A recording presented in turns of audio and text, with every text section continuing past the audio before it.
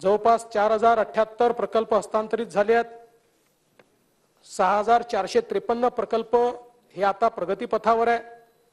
300 प्रकल्पाच्या निविदा या आपण त्या ठिकाणी प्रसिद्ध केल्या आहेत। 4541 या निविदा स्तरावर आहेत आणि नियोजन स्तरावर 21148। 187 नवीन पोलीस ठाणे, 46 प्रशासकीय इमारती आणि 305 सेवा निवासस्थाने याला आपण यावर्षी मान्यता दिली आहे। आणि आपण नवीन पोलीस ठाण्याचा विचार केला तर अमरावती विभागात 47, नागपूर विभागात 28, पुणे विभागात 18, कोकण विभागात 20, छत्रपती संभाजीनगर विभागात 52 आणि नाशिक विभागात 22। आणि आपण प्रशासकीय इमारतींसाठी 319 कोटीची मंजुरी दिली आहे आणि यावर्षी पोलीस गृहनिर्माणासाठी 802 कोटीची तरतूद केली आहे, जी आपण 19-20 आणि 20-21 या दोन्हीच्या तुलनेत 2 पट आपण निधीची तरतूद ही पोलिसांच्या इमारतींकरता या ठिकाणी केली आहे। मगाशी मी सांगितलं पोलीस भरतीच्या संदर्भात 23,000ची पोलीस भरती आपण या ठिकाणी केलेली आहे आणि मोठ्या प्रमाणात आता त्यांच्या प्रशिक्षणाचं काम चाललेलं आहे आणि अनेक ठिकाणून ही मागणी येते की पुढच्या वर्षीची भरती देखील आपण त्वरित करा। खरं म्हणजे आता पोलीस विभागाचं म्हणणं आहे की आम्हाला आहे त्यांच्या प्रशिक्षणाला थोडा कालावधी द्या, मग ही भरती सुरू करू। तथापि माझी अजूनही पोलीस विभागाशी चर्चा चालली आहे आणि त्या संदर्भात उचित निर्णय आपण घेऊ। सीसीटीव्हीच्या संदर्भात देखील टप्पा 2 मुंबईचा आता आपण कार्यान्वित करतो।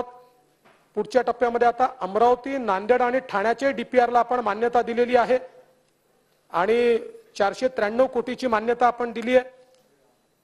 यासोबत आपल्याला कल्पना आहे की पीएफआयच्या विरुद्ध आपण कारवाई केली। मुंबईमध्ये 5 लोकांना अटक झाली, पुण्यात 7 लोक, संभाजीनगरला 12 लोक, रायगडला 5 लोक आपल्याला त्या ठिकाणी सापडलेले आहेत। आपलं जे पोलीस दल आहे त्याच्यावरचा तणाव कमी करण्याकरता देखील उपाययोजना या ठिकाणी केलेली आहे। वेगवेगळ्या प्रकारे आपला प्रयत्न आहे की पोलिसांना 8 तासाची ड्युटी द्यावी आणि बऱ्याच ठिकाणी आता आपण ते सुरू केलेलं आहे। 8 तासाची ड्युटी आपण पोलिसांना देण्याचा प्रयत्न करतो। अर्थात पूर्ण सरसकट लगेच ते शक्य होत नाहीये, पण मोठ्या प्रमाणात ते काही ठिकाणी आपण सुरू केलेलं आहे आणि हळूहळू सगळीकडे पोलिसांना 8 तासाची नियमित ड्युटी कशी करता येईल अशा प्रकारचा आपला प्रयत्न हा त्या ठिकाणी आहे। 55 वर्षावरील पोलीस अंमलदार आणि शारीरिकदृष्ट्या सक्षम नसलेल्या पोलीस अंमलदारांना तर आपण त्यांच्या विनंतीप्रमाणे 8 तास कर्तव्य आणि 16 तास आराम अशा प्रकारे आपण त्यांना ती ड्युटी देतो आहोत आणि वेगवेगळ्या प्रकारे पोलिसांच्या त्यांच्या आरोग्याची काळजी घेण्याकरता त्यांची नियमित तपासणी करण्याच्या संदर्भात वेगवेगळ्या प्रकारचे निर्णय आपण या ठिकाणी घेतलेले आहेत। महाराष्ट्र पोलीस कुटुंब कल्याण योजनेच्या अंतर्गत 27 आकस्मिक आणि 5 गंभीर आजारांवर मोफत उपचार आपण त्या ठिकाणी करतो आणि पोलिसांसाठी विविध सांस्कृतिक कार्यक्रम, आता सगळ्यांची यादी मी या ठिकाणी वाचत नाही, ही आपण केलेली आहे, हे देखील मी आपल्या लक्षात आणून देतो। साधारणपणे मागच्या काळामध्ये आपण मराठा आंदोलनातील खटले मागे घेण्याच्या संदर्भातली एक घोषणा केली होती आणि त्यातले किती खटले परत घेतले हा देखील एक मुद्दा सातत्याने समोर येत असतो। एकूण 548 केसेस दाखल झाल्या होत्या।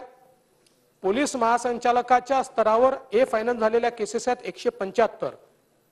शासनाकडे शिफारस झाली आणि शासनाने मागे घेतलेल्या केसेस आहेत 324।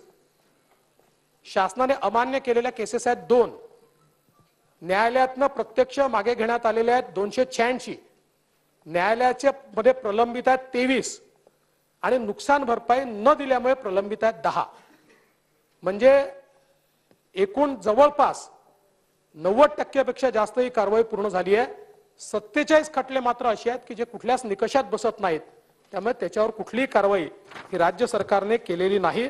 अन्यथा मला असं वाटतं की घेतले, ते पण घेतले, त्याची आकडेवारी, त्याची मागच्याच वेळेस आकडेवारी दिली आहे मी, तेही घेतले आहेत।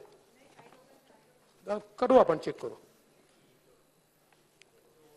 काही मुद्दे या ठिकाणी आले की बीड जिल्ह्यामध्ये अनुसूचित जमातीच्या अनुसूचित जातीच्या स्त्रीच्या कुटुंबासमोर विनयभंग झाला, तर या संदर्भात निश्चितपणे ही जी काही घटना आहे मी घटनेच्या डिटेलमध्ये जात नाही, परंतु या संदर्भात SIT तयार करण्यात आलेली आहे आणि SIT तयार करून त्याच्यावर कारवाई ही आपण करतो आहोत. अजून काही घटना या ठिकाणी आल्या. रामटेकची घटना आहे, त्या संदर्भात मी एवढंच सांगू इच्छितो की कुठल्याही प्रकारे